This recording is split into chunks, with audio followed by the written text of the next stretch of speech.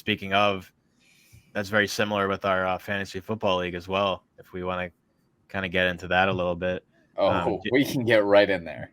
Jay and I have been in this fantasy league for um, this is the 6th year or 7th year, something like that, and every year it's always just been like the same teams kind of being in the playoffs, and it really Is hasn't it ever this been year? that it hasn't ever been that close. But this is the first year where there's only like 2 out of the 10 teams that are 6. um, 2 out of the 10 teams that are not um, in contention. Mm-hmm. And it's the funny thing about fantasy, which I'll talk about with my team, is that it doesn't matter how good you are. All it takes is one big downfall, and it changes the outcome of everything. Yep. Um, Yeah. Do you want me fantasy, to bring up the standings? Would that make it easier? yeah, sure. I mean, fantasy is just one of those. It's one of those games where I don't think girls understand why it's so competitive, because not only it's just like it's fun because it's like it's your baby, it's your team. You Mm-hmm. take care of it each and every week. It's the only thing you have to play for. But you're playing against your friends and you want to beat them. You want to see them cry. And I've been crying these past couple weeks. I have been. I'll be honest. Um, about like my team, I feel like my team is really strong. But I have gotten scored on more than any other person, and it's not even close.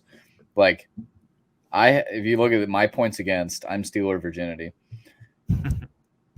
I have been scored on 1,629 points. The next closest is probably Henry, but like if you look at like Ryan, who is now on the rise, I have been scored on over 210 points more, which is just insane. Even you, I have been scored on. I mean, yet last week was 100. You must have gotten really screwed over this past week, but like that's almost 100 points. I just get everyone has their best games against me. It just makes me want to vomit. I've somehow maintained an 8-4 record. I guess I clinched the playoff spot. I didn't even know that, but I can't believe Ryan's ahead of me. Pull up his team so we can just kind of analyze it, just like the turnaround he's had. So we've talked about this, but during our draft, Ryan was like 7 or 8 Inglings deep, and he was asking me for advice, like slurring words in my ear, giving me sweet nothings, and yeah, I'm like, Ryan, you're an idiot. Like, what are you doing? With like the 3rd round pick or something, he took Zeke, which is stupid because he's just been sitting on his bench. But I mean, Justin Herbert and Eckler, they just produce every week. Eckler's been the best running back in fantasy, I'm pretty sure. Yes. Aaron Jones is always very sporadic, but he always has those games where he pops off. CD Lamb has been doing really well. Amari Cooper, which we thought was a bad pick, he's been performing very above what we thought he was. Not sure what Zay Jones is doing in there. He usually puts Juju in there. Yeah, but Juju's been hurt. Tyler Higbee is just kind of irrelevant. And then Miles Sanders is the big one because he already won last week before Miles even played his game, I'm pretty sure. Yep. And then he had 30 points. But yeah, and then he just popped off. And like I had him last year and he was just atrocious. So I was like, I'm not touching him. And now he does this. And so that's the thing about fantasy is it's just a lot of it is just luck at the end of the day. Like you have to have skill and knowledge. But should we show your team and mine? If you'd like to. So, you know what's crazy is like for your team, I think I could not have predicted that Ryan would have gone like you were at the top of the standings and I was number 2 for this entire year pretty much. Yeah. And we were like flip-flopping spots. And then out of nowhere, Ryan and Russo have come, and I mean our division, and if you really want to even look at like divisions, is better than everyone's. I mean, I was at 6-2, and my 2 biggest flaws I think of this year. You were at 6-2. Holy shit. I was 6-2. I've lost 4 straight. Oh my gosh. And those 4 weeks that I've lost in a row, I've lost by like 20 points. So I'm like close in all of them. It's just like certain players on the other team pop off. certain guys on my team, like Kamara, don't step up and do anything for me. My Thank wide you. receivers are very weak. But my two biggest flaws were Michael Thomas and Darren Waller. Obviously, you couldn't have predicted Darren Waller getting hurt and being as disappointing as he was, but that just like kind of screwed me with wasting a pick on him. Mhm. Michael Thomas started off surprisingly very well, Yep. all things considered, but I just feel like for next year, and like I said, that's where the whole like luck thing comes into play. But Totally. for next year with Michael Thomas, depending on his health, he's no more than a bench player in my opinion. And there might be someone in our league who's going to take him as like a wide receiver 3 flex play, but he's just so unreliable with his injuries. And despite, can't guard Mike and how good he is, he's just not worth a risk. And that's what I talked about before our draft is about. I've always been an advocate of taking guys who you can just rely on. So that's just kind of been the story of my team lately. Like even last week, Josh Jacobs scoring 50 points. Like if that didn't happen, I probably would have beat Russo. Mm-hmm. But yeah, here, let's just. I can tell you what's more disappointing than Darren Waller. He's not even on my team anymore. Kyle Pitts. Kyle Pitts, who I took in the 4th round. I think it's really only Kelsey and Andrews for next year. Like I don't know, and I don't know who else you could take. I think Kelsey is a 1st-round pick next year, based on what happened and how bad the tight end position is. I mean, it is such a positional advantage. First, like Sam has him in our league. He's so and good. Sure, the rest of his team has been only like kind of subpar. Yeah. He just got unlucky with some of the people he's drafted. But Travis Kelce is such a positional advantage. It's not even fair. Like, Mark Andrews averages about 15, and Kelsey's averaging almost 7 points more than him, which is like a humongous gap. Mm-hmm. Me drafting Kyle Pitts, I really thought that was going to be a good move. At least he'll get me 10 a game. He did not. And then he got hurt. So honestly, I'm kind of glad he got hurt in the sense that like I don't have to worry about starting him ever again. So I took my L on him, whatever. My draft turned out really well. Like Jalen Hurts, everyone laughed at Saquon, which the past 2 weeks is valid, but like the rest of the year he's been really good. It's just crazy how like two different years make a difference. Like last year I had Saquon on one of my different fantasy leagues, and he was just so bad. Like, right.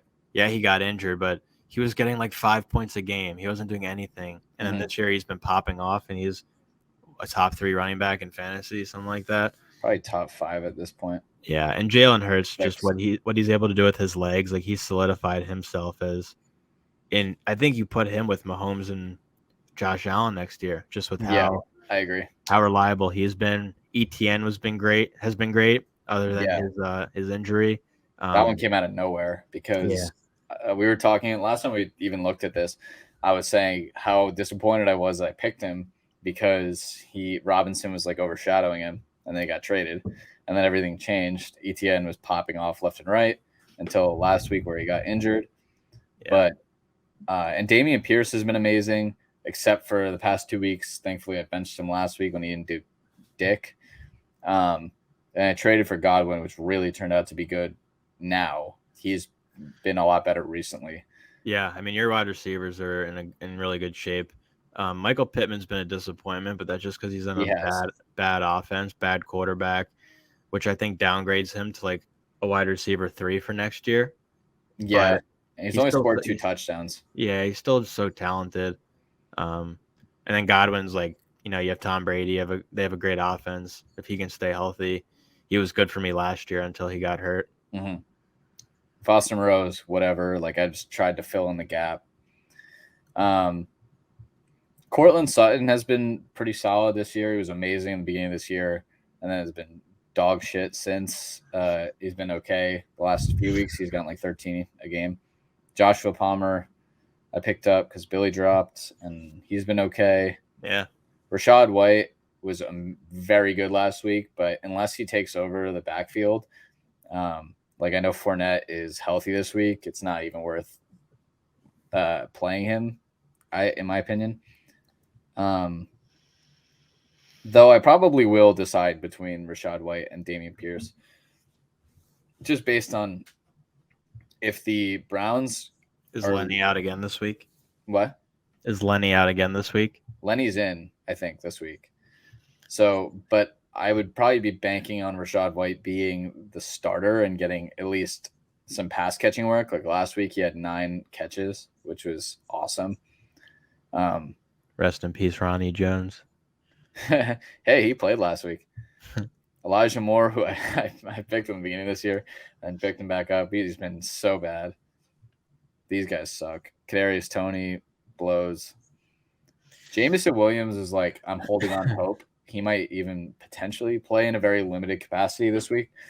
And then Odell is pretty, like, he probably isn't going to do shit. Now let's talk about the biggest rise in this league. And I hate him. And I'm really worried about his team, to be honest, like, especially for this week. Alexander, Manuel Bones. Here's his team. He did something at the beginning of the year that what the heck? A lot of us have only dreamed of doing, which is drafting 3 wide receivers right away. Yep. And his wide receivers were interesting because obviously Jamar Chase was a great pick. Him getting injured is just unfortunate, but what he did last year in his rookie year, right? Yeah. Mm-hmm. He just popped off. And then Keenan Allen I thought was a stupid pick just because as good as he is, like he's getting older and he's like injury prone. So I would have rather taken a different receiver than him. And then you have Terry McLaurin, which is a good pick, but just an unfortunate situation. Like he isn't producing, I think, as well as he can just because of the quarterback situation. Mm-hmm. And then didn't he have a fourth? Yeah, he had a 4th wide receiver. I thought it was really his like he picked Jamar Chase and then Devontae Adams and then Keenan Allen. I don't know who his 4th and somehow still got Mahomes. Mahomes maybe was his 4th pick. He picked Mahomes and then Josh Jacobs. And it's an interesting draft strategy because you wait for like garbage running backs at the end and being like, just hope you hit. Yeah, and Josh Jacobs, Cordero, and Devin Singletary have all been very solid. And even in the beginning of the year, he hit on James Robinson too.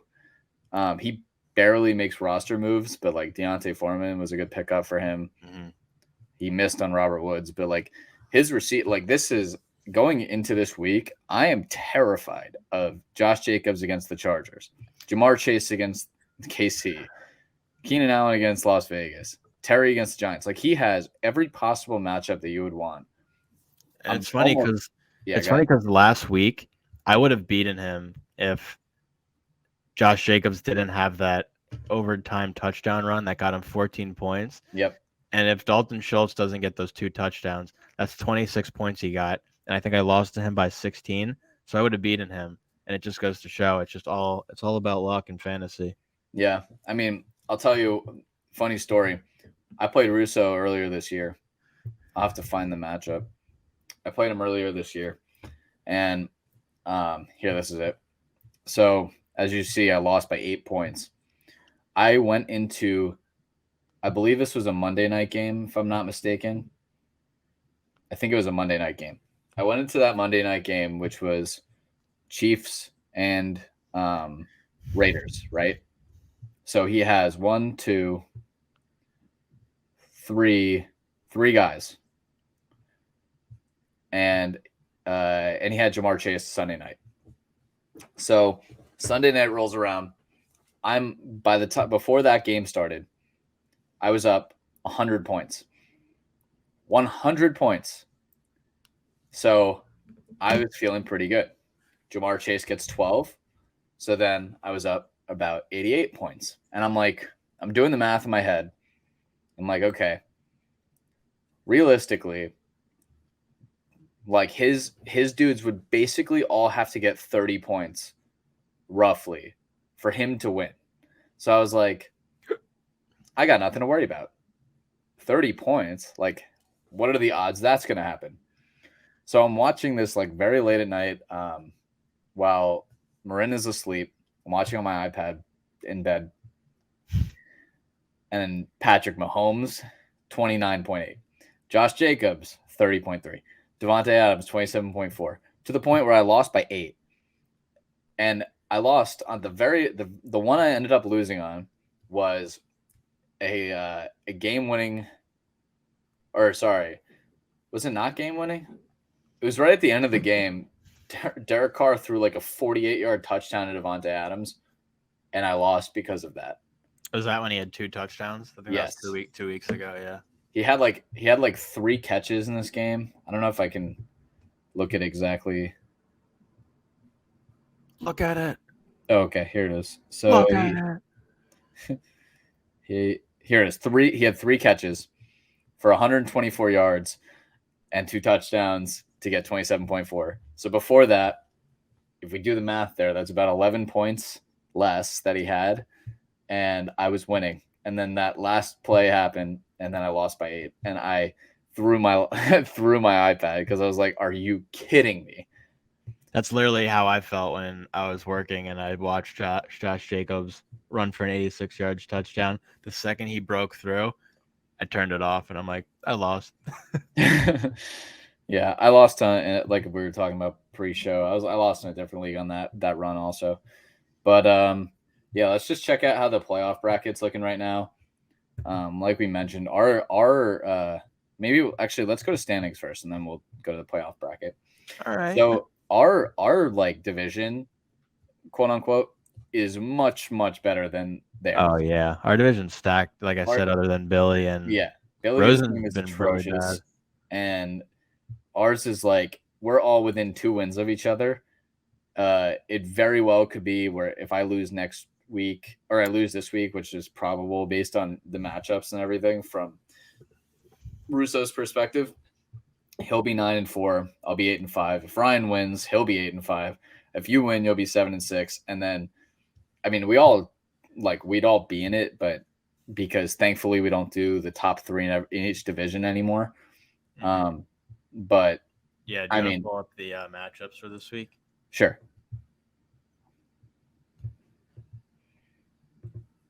Because this is like a must-win week for Brick and I, especially me, just because I've lost 4 in a row. Here it is. Okay. So you're playing Brick, Sam against Henry. Does that even matter? Are they both out?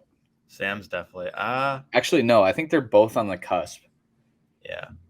Ryan gets the easiest match of the week. No offense, Billy, but your team is dog shit. And Sachs against Rosen. If Sachs wins, Rosen is eliminated.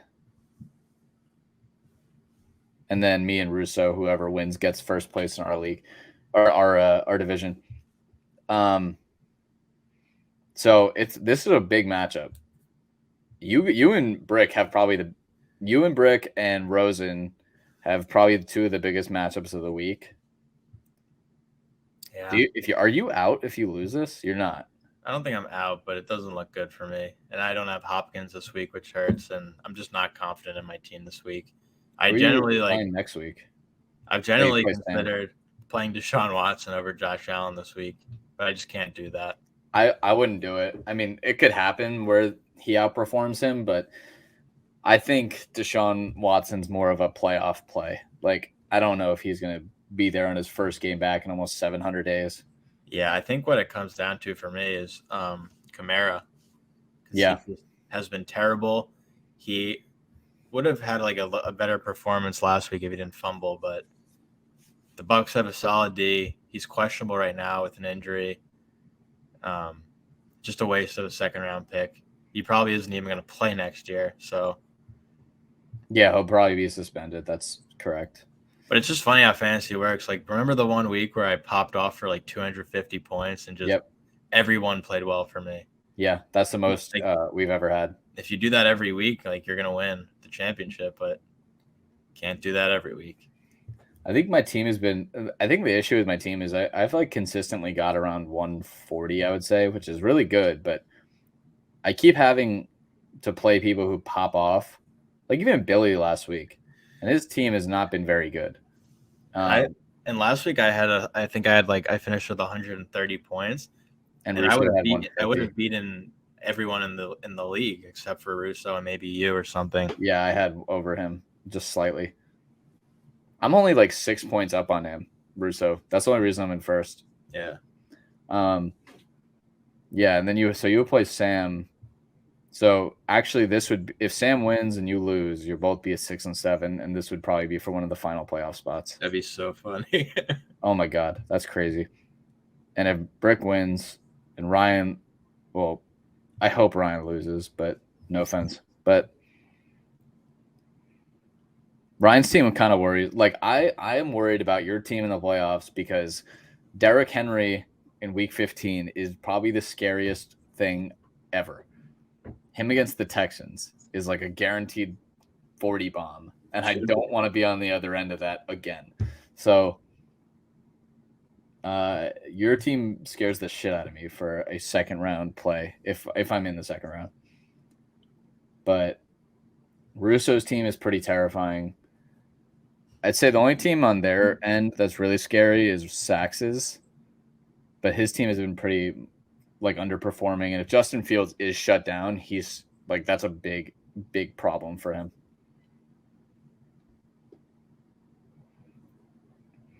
All right, should we look at the playoffs as it stands right now? And then we can close this puppy out. Oh, yeah. All right, so as it stands right now, and this is obviously subject to change because, like I said, I'm only 6 points up on him. So that can easily change based on whatever happens this week anyway. But right now, I'd get the bye, and I'd play either against you or Ryan, which, again, I would not want to play you in round 2. I just have a feeling that's going to be the way it goes. If I even get there. If you get that, well, I think I'm going to lose this week. And then, I mean, I could go down to as low as, if you win both, I could go as low as 6, theoretically. That's actually really crazy. This is really close. Like, it's never been this close in our league. How would you feel about a first round matchup against Ryan? I mean, with my team, I'm just like not confident against anybody. It really just kind of depends on matchups. Like no matter who I play, I think it's gonna be close either way. Unless D-Hop's been great. Yeah, he really has been. So I don't know. We'll just have to see. Winning, you're in. That's all that matters. That's right. Doesn't matter what you're in. And you're in. But that's it's a little taste of our fantasy matchup. As you said, I mean, the best way to describe it is like I'm only so upset when I lose and stuff like that because it's against you guys. So I care so much. I'm really competitive. So I want to put all of you in the dirt. But look, the thing with fantasy is like you could have the best team ever and your team can dud. Like, it just happens. So we'll have to wait and see what happens, though. These next couple weeks will be really interesting, and we'll keep everyone up to date on how it goes. Probably after we could go over playoff matchups, maybe in a couple weeks when it's done.